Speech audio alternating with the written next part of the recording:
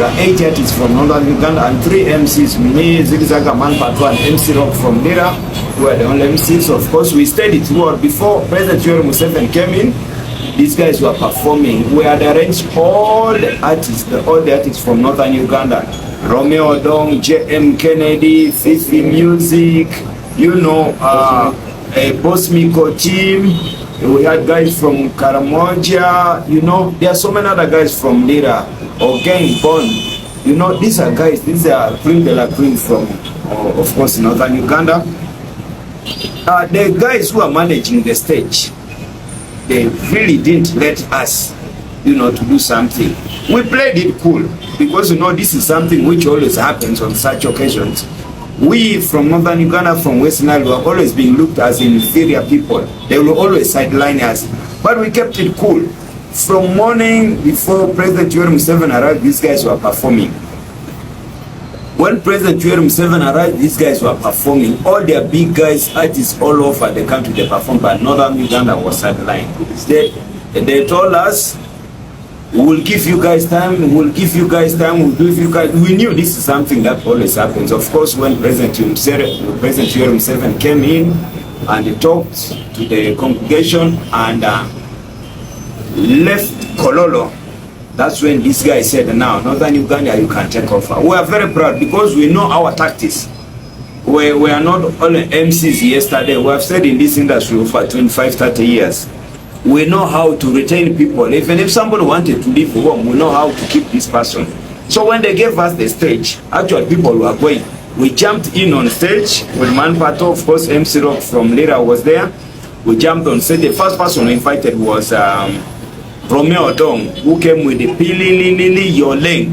The crowd realized something different is coming on. People started coming back. The crowd came back. That's when President had left Kololo.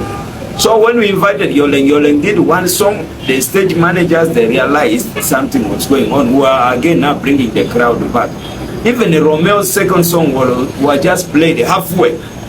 So when I saw politics already on stage, and the second person to come was J.M. Kennedy. So I realized there was a game being played between the DJs and the stage managers. I told Manpato, please call in J.M. Kennedy. Now let me manage the DJ myself and the other guys who are coming. I told Rock to organize the other guys on the lineup. So when J.M. Kennedy was invited on stage, DJ played a different song. I think that song was for Lil Paso. So instead of Kennedy had a microphone, but it's Lil Paso's phone. That's where the whole story started. So we realized, me myself, I realized there is going to be a coup on stage. So I said, now guys, this is our time. We agree with these people. We let over 30 artists perform, and we kept quiet. So I said, Pato, don't give the microphone to anyone. Rock, get the other microphone. Let the other microphone be with J.M. Kennedy. Kennedy was coming on stage with a different person's song. Actually, this is where the whole story started. So when I complained, I told the DJ, nothing is going to happen here until they play J.M. Kennedy's song. Pato had to go back on stage and talk on the microphone. Please, DJ, play J.M. Kennedy's songs. We don't want any issue. It's time for Northern Uganda. Fracas started on stage. So eventually they played J.M. Kennedy's song. We wanted to finalize with our Northern Uganda artists so that if they want to do something, they can do it.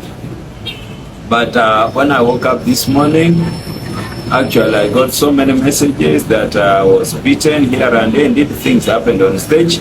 So in that moment, the DJ played J.M. Kennedy. J.M. Kennedy performed the 2 songs. These guys realized the crowd is charging again now because Northern Uganda, because we have something different in us that other people don't have. Crowd management, and our music is very pure, you know.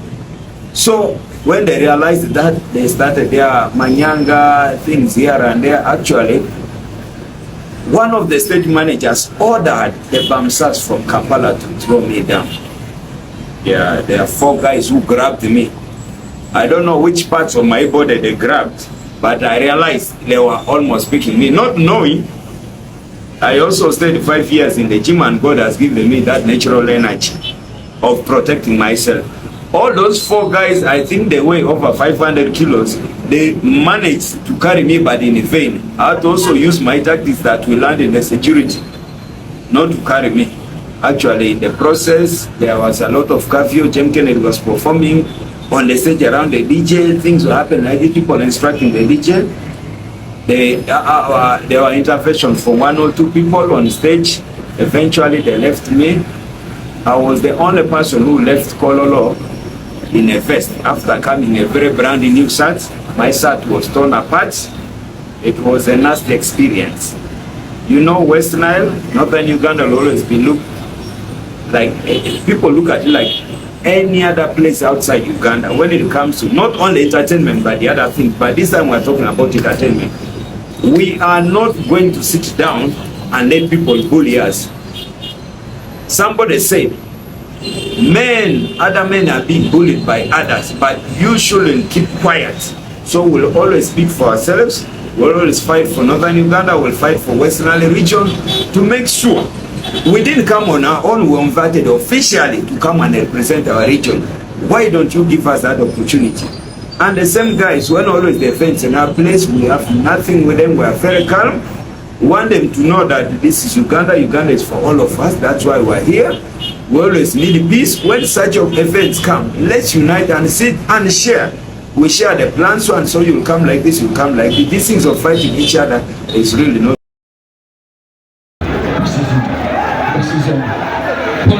Pull up. When you come once, you want DJ. Cut them all one time. DJ, yeah, man. So, Chidi okay? Chidi okay, Chidi